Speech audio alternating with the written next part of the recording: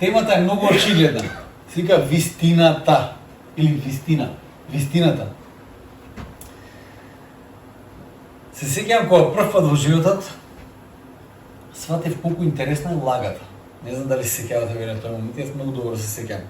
И колку корисна лагата може да биде.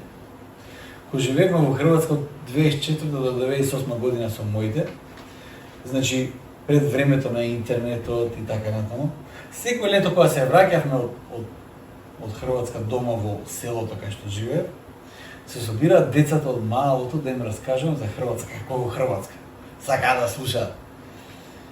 И сватив дека во тој момент можам да кажам што сакам, они ќе ме веруваат. Ама што сакам може да кажам. И знаете ли што? Јас кажувам што сакам. Пошто така беше поинтересно. Сите мои приказни кои ги имав почнав да ги улепшувам малку, да ги украсувам со детали кои не постојат. И така за момент кога ќе ми снимаше тие приказни, јас измислав тие приказни, ама бев центарот на вниманието и тоа ми се допаѓаше. Бев премногу сигурен дека ништо тоа што го кажам нема да се открие. Немаше како ќе видат они. Треба да отидат во Хрватска, а бев многу сигурен дека никој нема да отиде во Хрватска, барем во следните неколку години. Така да си лажев овака направо. Правилото беше да кажам само приказни кои се доволно блиски до вистината да бидат уверливи, да бидат луѓе да поверуваат. И така навидом лагата, навидом белата лага, она нештетната лага, и стана најлесниот начин за привлекување внимание. Тоа доше до таму додека јас веќе не можев да следам што сум кажал, на кого сум кажал, на кој не сум кажал, појма не веќе кај сум раскажал, што сум раскажал. И страх ми беше ако ја кажав сега приказната на друг начин, а сум ја кажал на таа личност, веќе не знам што сум кажал, тоа веќе престанав да следам што сум кажал. Наместо лагата која до сега ме хранеше со сигурност, со увереност, со центар пажње и така натаму, почна да ме храни со страв, со несигурност. Интересно е како се свртува наопаку целата игра. И тоа во момент се свртува. Толку. И свати дека лагата е страшна работа. Страшна работа. Во нашиот дом лагата е најголемиот греф. Не постои поголем греф од лагата. Нашите ќерки знаат дека не постои белја која е поголема од лагата. Значи, што и да направат, ама што и да направат во животот, поголема белја нема од лагата. Каква и да е белјата, ќе се измириме, ќе го поправиме, ако нешто се скрши, ќе го купиме, не знам, што и да е. Но лагата става сомнеш во односот кој го градиме. Сомнеш во центарот на односот. Лагата го раскинува односот и единството како ништо друго во светот. Што и да направиме, колку и да се повредиме еден со друг, полесно ќе се измириме и полесно ќе поминеме од лагата. Затоа што лагата става сомнеш и веќе ништо не е исто. Лагата беше првиот греф кој го раскина односот помеѓу човекот и Бог. Со лагата се раскина односот помеѓу човекот и Бог. Оно е најважниот однос кој за нас е важен, односот со Создател. Затоа лагата е најстрашната работа која постои во светот. Лагата заробува. Заробени сме од сите сплетки околу нас кои не ветуваат, кои не убедуваат, а ние се надеваме. Лагата е таква. Лагата знае да ветува, да убедува, да не се секира и така натаму. И ние се надеваме. Во светот на дезинформации, јас мислам дека ние сме жедни за вистината. Јас често пати се наоѓам во ситуација во која ќе отворам на time.mk, не знам дали го отварате тој сајт, да видам вести и очекувам да дојдам до некаква вистина. Тоа е целата поинта зашто отварам јас Time. И затоа што интересни слики има, сакам да ја слушнам вистината. И обично гледаме различни портали, една приказна ја прикажуваат на повеќе светла, од повеќе аспекти, не знаеш која е вистината сега. Не знаеш дали некои детали тука се испуштени или тука се испуштени. Копнеам за вистината. Сака да видам која е вистината. Лагата, освен поделбата помеѓу нас и Бог, и помеѓу нас и нашите блиски, таа навлекува и наштетува директно и на нашата личност. Не сакаме кога не лажат другите, така ли? Едноставно не сакаме да бидеме идиоти. Да испаднеме идиоти, да лекоумни да испаднеме. Најмногу се повредам кога некој ме лаже и мисли дека поминал со таа работа. Едноставно ми ја презира мојата интелигенција. Но има уште една полоша работа од тоа некој да ме лаже. А тоа е да се лажеме самите себе си. Колку пати јас... Има една поговорка која вели најлесно е да го излажеш човекот во огледалото. Стоиш пред огледалото, го гледаш човекот во огледалото и почнеш да го лажеш. Колку е добар, колку не беше крив во таа ситуација, колку на ствари супер од се... Не. Мислам, тоа има многу приказни кои си ги кажуваме ние во огледалото. Колку само тешко ни паѓа во ретроспектива, секогаш кога ќе разбереме дека сме се излажале во одреден момент и сме верувале нешто за себе кој не довело во некоја ситуација за која подоцна се каеме. Не знам дали се каеме. Кога сам се убедуваш во нешто, може би и се околу тебе ти го кажува дека тоа што си го кажуваш на себе си не е вистина, ама веќе си навлезен во таа работа, не можеш назад. Тоа е, можеш само напред да одиш. И се убедуваш, се лажеш и чекаш остави да стане подобро, ама не станува подобро. Станува полошо и полошо. И си кажеш до кога тоа? И на крај кога ќе се преврти целата работа, се каеш, си кажеш можело да не поминам така, можело полесно да поминам. Моментот кога се лажеш, имаш чувство како сам себе да се врдуваш со некакви синџири, кои после тешко можеш да ги скинеш. Вистината од друга страна, понекогаш не боли. Вистината скоро секогаш не боли. Бидејќи открива вистински во каква состојба се наоѓа. И тоа често пати не сакаме да го дознаеме. Не сакаме да дознаеме кога сме сгрешили, не сакаме да знаеме кога сме повредиле некого, без разлика на што е нами. Не сакаме да дознаеме дека сме потфрлили во некои аспекти од животот, не сакаме да дознаеме. Тоа не ни паѓа добро тоа да го дознаеме. Но таа вистина има една особина која ништо друго на овој свет не ја носи. А тоа е дека вистината ослободува. Кога да не сакаме да ја слушнеме, вистината ослободува. Во денешниот текст кој ќе го читам, Исус ќе каже вака, ќе ја познаете вистината и вистината ќе го ослободи. Не постои доволно добро или доволно влијание, кажеш доволно сум изложен на вистината. Едноставно, ние треба да имаме жел за постојано да бидеме изложени на вистината, затоа што моментот кој ги затвориме нашите уши за вистината, почнуваме да веруваме лаги. Тој моментот кога почнуваме да веруваме лаги за себе си, лаги за ближниот, лаги за светот околу нас и лаги за нашиот Создател, за нашиот Бог. Вистината секогаш треба да биде нешто по кој ќе копнееме. Но која е вистината? Која е вистината? Јас знам дека секое сведоштво кое сум го слушнал за човек кој е дошол од неверојатна темнина во Божјата светлина доаѓа преку вистината. Затоа што човекот кој се наоѓа во една таква темнина, која е страшна, која е толку уништувачка, и за прв пат кога ќе ја слуша вистината не е многу мила. Тој што прв пат ја слуша вистината дознава во колку ужасна состојба се наоѓа. И почнува да се кае, и почнува да плаче. Секое сведоштво, секоја приказна за средбата со Бог почнува на еден таков начин. Соочени сме со вистината. Со вистината дека не чини нешто во нас. Дека сме сгрешиле некаде. И почнуваме со плачење и каење. За преку тоа патешествие ние да дојдеме до вистината дека сме помилувани. Вистината е таква, не предизвикува да бидеме скршени.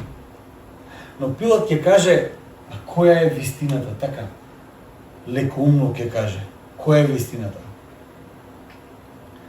После страшното и испитување и камшикување на Исус, Пилат се вели во текстот дека не сакаше да го убие Исус, не затоа што имаше некаква жал за Исус.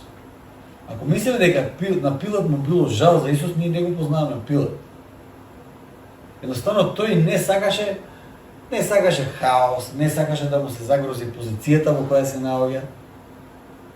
и разбра оствари ситуацијата дека евреите не сака да го убијат Исус затоа што стварно сгрешил нешто, туку од завис сака да го убијат. И откако Пилат го камшикуваше, Исус го даде на камшикување и го испрашуваше и одлучи да се оттараси од него на еден кукавички начин, го изнесе Исус пред толпата и ги изрече тие познати зборови на латински, звучат вака: homo ече, или еве го човекот. Што да правам со него? Која е вистината?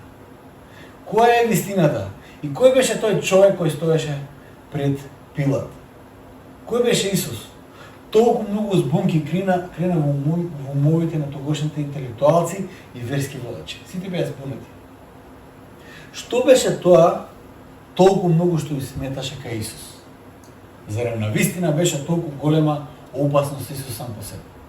Пошто вака, личност ако не е толку голема опасност, не може толку внимание да му се даде. Не може да има толку голема потара по него да биде убиен. Од што точно се плашеа тие луѓе во врска со Исус? Што беше страшниот аспект на Исус? Затоа што самата негова појава, иако тој немаше војска, неговата мисија беше ненасилна. Тој не регрутираше војници, тој беше рабин, тој регрутираше ученици. Но сепак имаа страв од него, како да се справа со него. Што беше тоа толку страшно кај Исус? Јас за денес сакам да го прочитам текстот, кој ќе го обработам полека. Ќе читам Јован, 8 глава, 31 до 38 стих. Вели вака: Тогаш Исус им говореше на јудејците што беа поверувале во него: Ако вие останете во моето слово, на вистина ќе бидете мои ученици и ќе запознаете вистината и вистината ќе ве ослободи. Му одговори и рекоа: Вие сме семе Авраамово и никогаш никому не сме робувале, а како ти велиш ќе бидете слободни? Исус им одговори: Вистина, вистина ви велам, секој што прави грев, роб му е на гревот. А робот не останува вечно дома, синот останува вечно. И ако синот ве ослободи, на вистина ќе бидете слободни. Знам дека сте семе Авраамово, но сакате да ме убиете, зашто словото мое не може да се смести во вас. Јас го кажувам оно што сум го видел кај мојот отец, а вие го правите оно што сте го видели кај вашиот татко. Вистината. Вистината се спомнува многу пати во Евангелието според Јован. И ако видите, ако правите некои споредби помеѓу Евангелието на Јован и другите Евангелија, ќе видите во другите Евангелија заедно зборот вистина ќе се спомне 2-3 пати. Во Јован тој збор се спомнува многу пати. Сега Јован Евангелието го пишува, своето Евангелие пишува кога тој е веќе многу стар. И тој, за разлика од другите апостоли и евангелисти, ја видел втората генерација водачи во црквата. Првата генерација апостоли били убиени, па не били сите одма убиени, ама голем дел заврши со мъченичка смрт, пред да видат како црквата ќе расте, ќе се развива и на тој начин тие били убивани. Јован, за разлика од сите, живеел најдолго, дури ја обучувал втората генерација водачи. Сепак се предпоставува дека додека живеел во Ефес, во последните години од својот живот, црквата го замолела покрај трите познати евангелија, тој да напише својата приказна, своето видување на искуство со Исус. Дали Исус на вистина бил тоа што другите евангелисти пишувале? И што точно треба да знаеме за Исус? Од таа причина Јован го пишува своите евангелија. Знаете, во првиот век црквата била во константен напад да биде преземена од разни сектаријански појави, па и од еврејски зилоти. И веќе во првите посланија може да се види како апостолите пишувале да се чуваат од лажните учители. Од самиот почеток на црквата ги имате овие луѓе кои проповедаат криво евангелие. Од самиот почеток. Кога Јован во своите посланија пишува за антихристите кои се појавуваат, кога ги кажам антихрист, обично во 20 век на нас ни се размислува за некоја личност која ќе владее со крајот на светот или не знам што. Во првиот век антихристи се луѓе кои проповедаат против Христос. Тоа е првата и основна дефиниција за нив. Оние кои зборуваат против Исус и оние кои го релативизираат Исус И оние кои го ставаат Исус по страна. За него сите тие се антихристи, сите тие се лажни сведоци. И од него бараат да ја напише вистината по прашањето на Исус. Црквата бара од него да напише вистинската приказна за Исус. И тој тоа го прави. И тој тоа го прави на фантастичен начин. Тој оди во детали и е многу намерен за тоа како ја раскажува таа приказна за Исус. Ако читате Евангелието на Јован, ќе видите како тој ја раскажува таа приказна. И тој зборува многу за вистината. Како што кажав, тој збор се појавува многу пати во неговото Евангелие. Пред Пилат да праша која е вистината, Јован веќе до тој момент го спомнува тој збор 24 пати. Грчкиот збор кој Јован го користи за вистината е алетеија. Алетеија. Но што мисли Јован кога ќе го напише тој збор вистина? Во текот на историјата потрагата по вистината никогаш не престанува. Во класичниот свет, оној свет пред модернизмот, потрагата по вистината може да се најде во сите аспекти на општеството. Потрагата по вистината е целата на целата филозофија, на целата наука, на се што човекот прави, трага по вистината. Се што пишуваат, се што размислуваат, се што откриваат е откривање на вистината. Вистината била преценета во античкиот свет. Сепак, во 21 век, ние живееме во време во кое вистината станува релативна или нешто до кое се доаѓа врз база на консензус. Значи, порано вистината се мачеш и работиш да ја откриеш вистината, размислуваш, ја бараш вистината. Во денешно време ние вистината третираме малце поразлично. Што значи тоа? Многу нормално е во денешно време некој да каже дека нешто може да биде вистина за тебе, но не и за него. Се ослушнете тоа? Кој ќе каже нешто за вистина, ќе рече добро, тој е во ред за тебе, тој е вистина за тебе, но не и за мене. Тој е релативна вистина. Вистината секако не може да има таа особина, бидејќи ако вистината е вистина, за мене мора да биде вистина за било кој друг човек во светот. Не може да биде вистина за мене, но не и за тебе. Сваќате?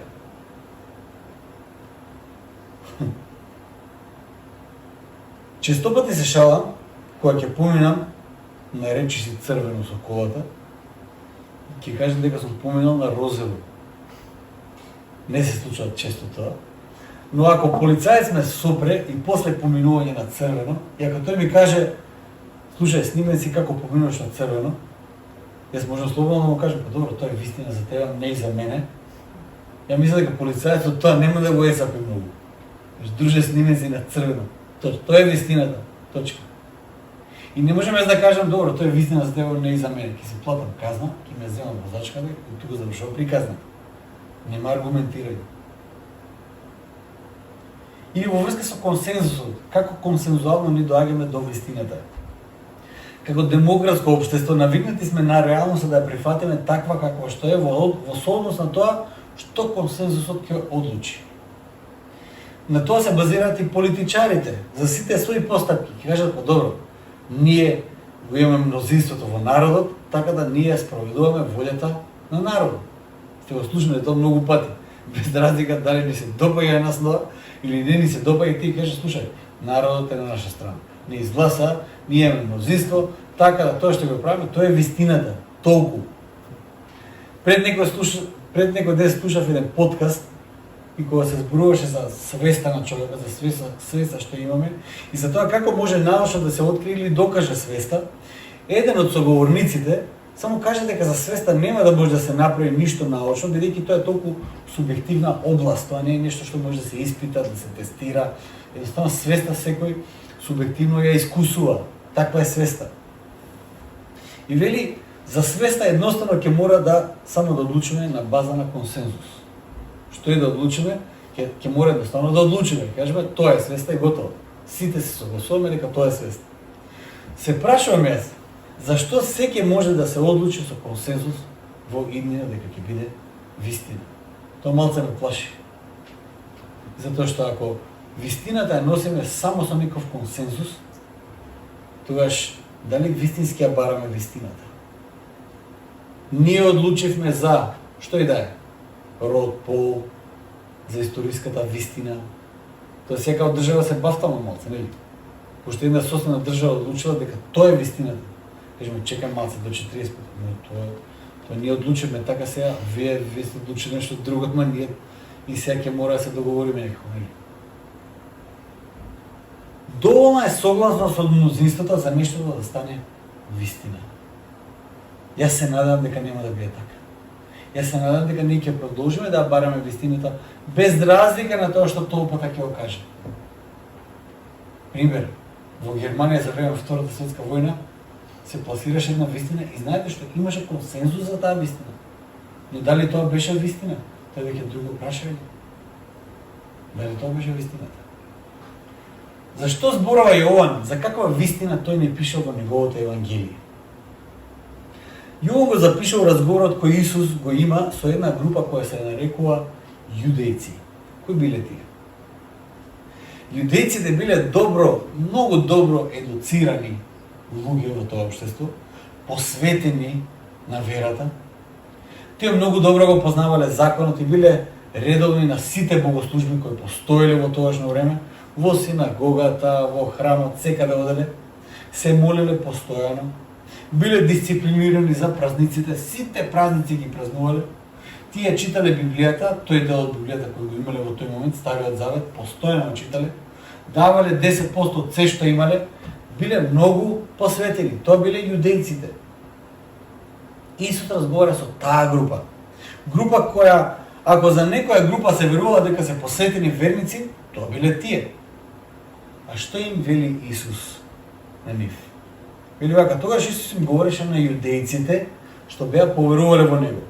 Ако вие останете во моето слово, во моите зборови, во моето учење, на вистина ќе бидете мои ученици и ќе ја запознаете вистината и вистината ќе ве ослободи. Сега, текстот почна со тоа дека тие јудејци веќе поверувале во Исус. Тие веќе веруваат во Исус. Моето прашање, зошто Исус сега ги закача баш нив? Ги придобил веќе, што е работава? Зошто им кажува сега, ама знаеш што, ако останете, Исус си прави проблем непотребно. Не смееме да забораваме на особене која Исус ја има, а тоа е дека тој чита длабоко во луѓето. Тој едноставно чита што е во нивните срца. На површина тие верува во Него и го следеа.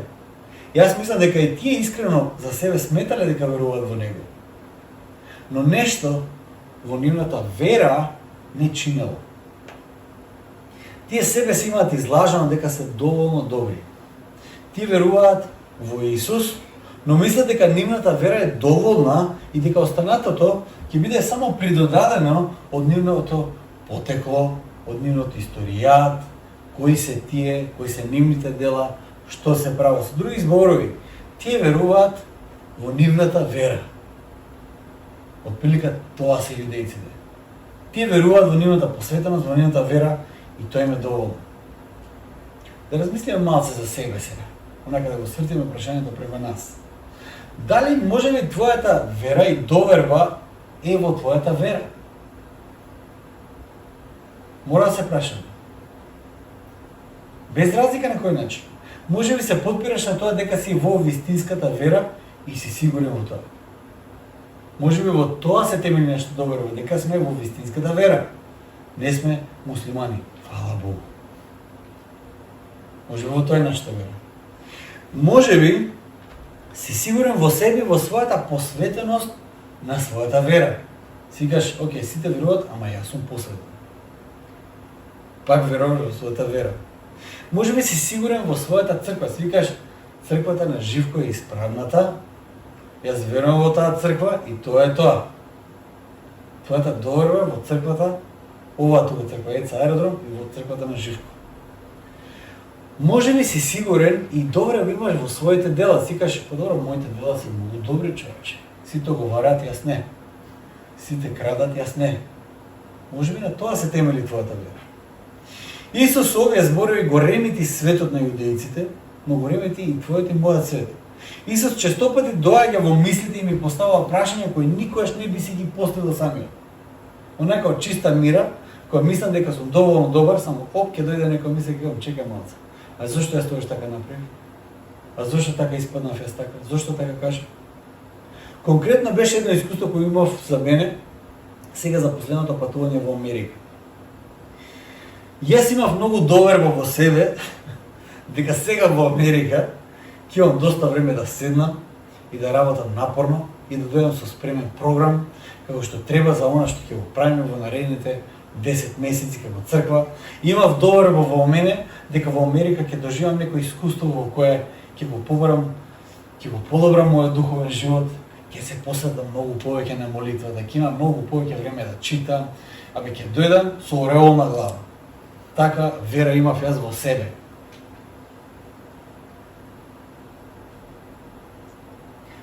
Не само што нема време за да седнем и да направам нешто конкретно, што бевме доста зафатени таму, целиот ритам ми се промени, целата рутина ми се промени, а јас, ако ми познавате добро, ако излезам од рутина, многу ми е тешко да функционирам.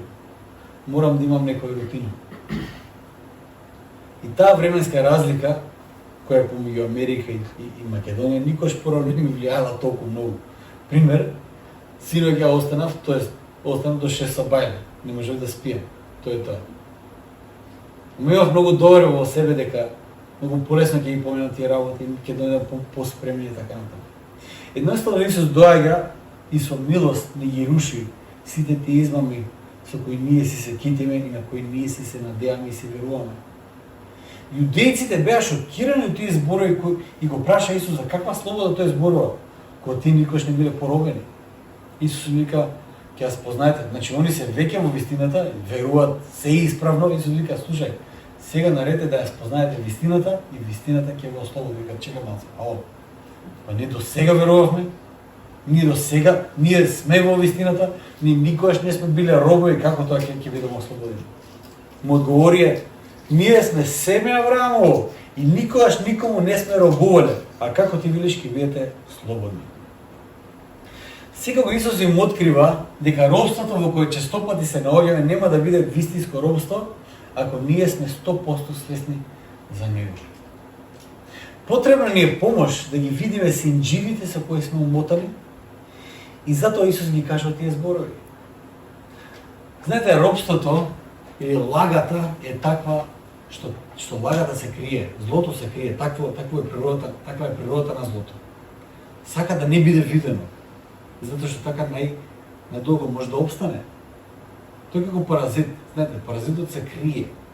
Се крие, онака се крие и да не го видиш за те истица крвта. Отприлика таква е паразитот. Таква е лагата. Такво е злото. Исус им одговори, вистина ви велам, секој што прави грев, роб му е на гревот. Робството кое јудејците не можеа да го видат беше робството на гревот. Вистинското робство, кое се крие и не сака да биде откриено, е робството на гревот.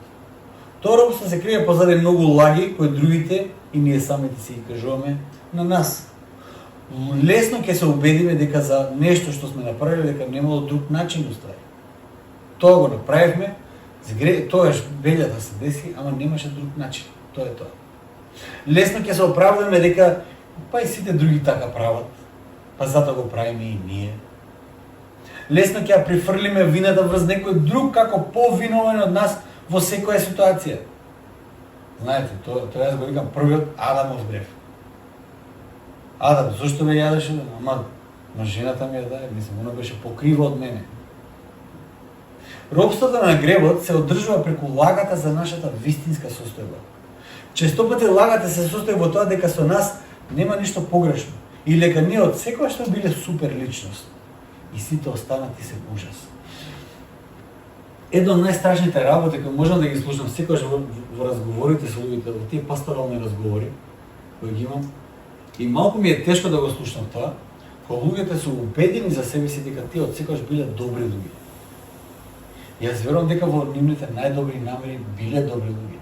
Но додека не го видиме, додека не ја видиме нашата паднатост и нашиот грев, ние живееме во заблуда, живееме во робство за нас. Не знаеме кој ние всушност сме уствари. Една приказна која често пати ја споделувам е за двајца свештеници, постар свештеник и помлад свештеник. Одат на советување кај еден човек кој направил страшен грев. Страшен грев.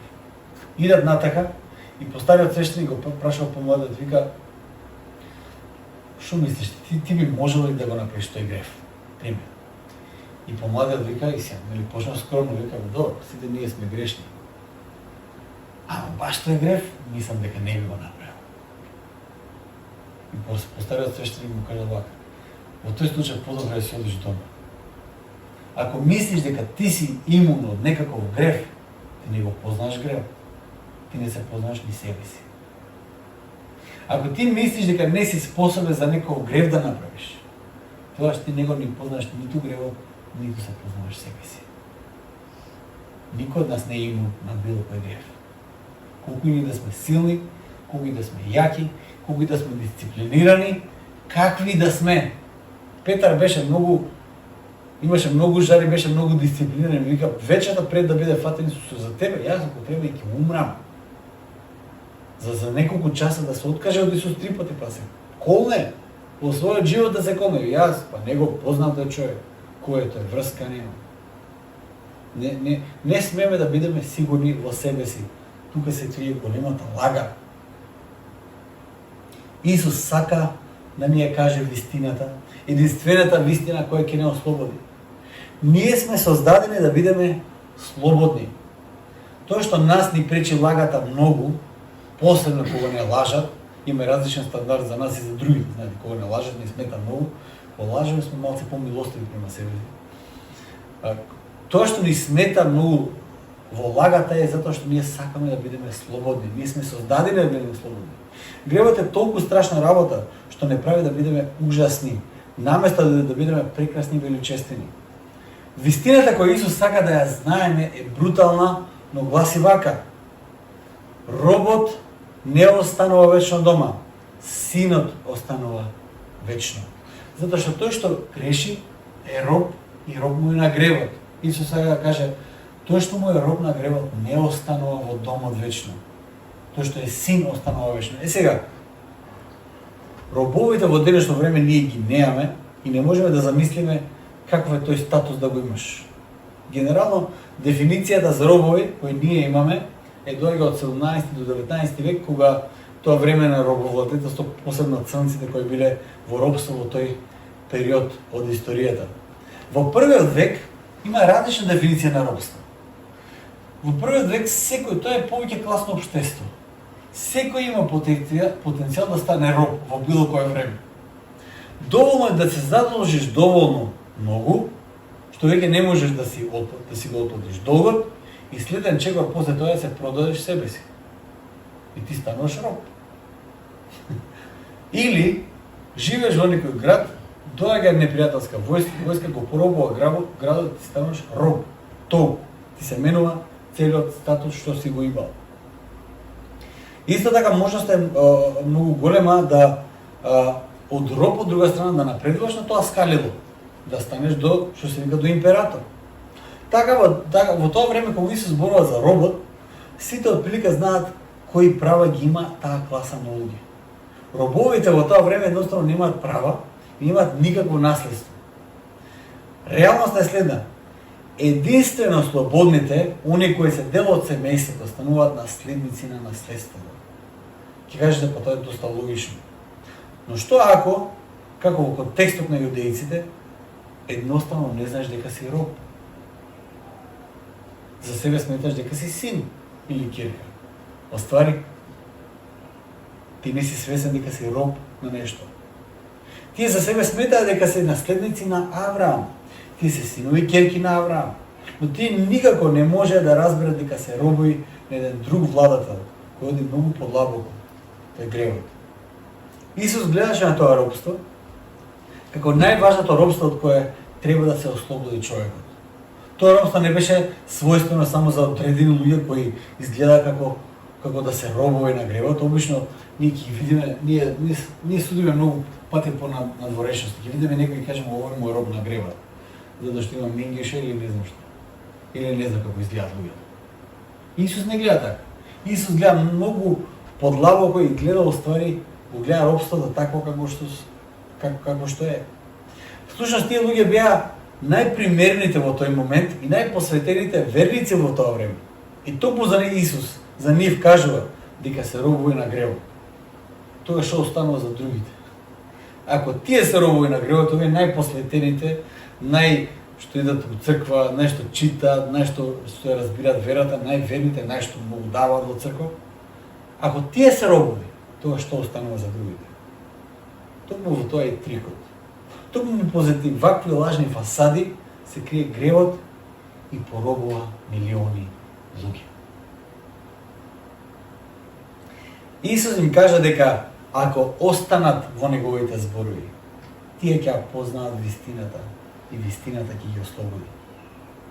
Која е вистината? Или поточно да прашам, кој е вистината? Исус ќе каже вака: открива во неговите зборови нешто кое ние го забораваме. Ако Синот ве ослободи, на вистина ќе бидете слободни. Во многу религии ги имате водачите во сите религии кои покажуваат према вистината. Доаѓа Конфуција, вика ова е вистината, или барајте ја вистината.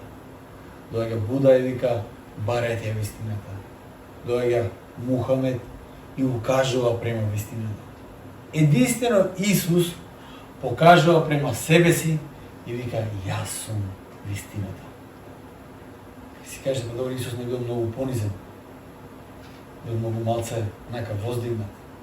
Па знаете ли што? Ако Исус не го каже тоа и каже било што друго, тој требало да лаже, бидејќи тој е вистината. Исус ќе каже јас сум патот, јас сум вистината, јас сум животот. И сега да завршам со едно прашање. Дали може би твојата вера, во твојата вера, ти стои на патот вистински да го познаеш Исус, единствениот кој може да ослободи единствената вистина. Знаете, верата на јудеите во нивната вера им стоеше на патот да го познаат Исус. Исус тоа го виде. Тие веруваа во нивната вера. На тоа се тебелише целиот нивни живот, затоа се викаат јудејци. Се нарекуваа со тоа име. Тие се јудејци, тие се најверните. Нивната вера, во нивната вера им стоеше на патот вистински да го спознаат Исус. Иако верата е многу важна, верата треба да не донесе до вистинското спознавање на Бога, до вистинското спознание на Создателот, до вистинското спознавање на вистината, кој е Исус. Но често пати ние знаеме се впуштиме во тој еден живот во кој ние нашата доверба наместо во Исус ќе ја ставиме во нашата вера, во нашето одење во црква, во нашите адети, во нашите традиции, во нашите искуство кое сме го имале некогаш во животот, во нашата историја, во нашето знаење за Библијата. Многу пати нашата доверба ќе биде вперена во тоа, нашата вера ќе биде во тоа. И знаете ли што? Во тој момент ќе мора да ги слушаме зборовите кои Исус ги кажува. Треба да ја спознаете вистината, бидејќи само така вистината ќе го ослободи. Ако Синот ви ослободил, ви вистински ќе бидете слободни. Твојата вера треба да се темели само на личното спознание на Господ Исус Христос. Јудејците паднаа на тој тест. Јудејците, они кои веруваа во Него, стана они кои најмногу го прогонуваа Исус.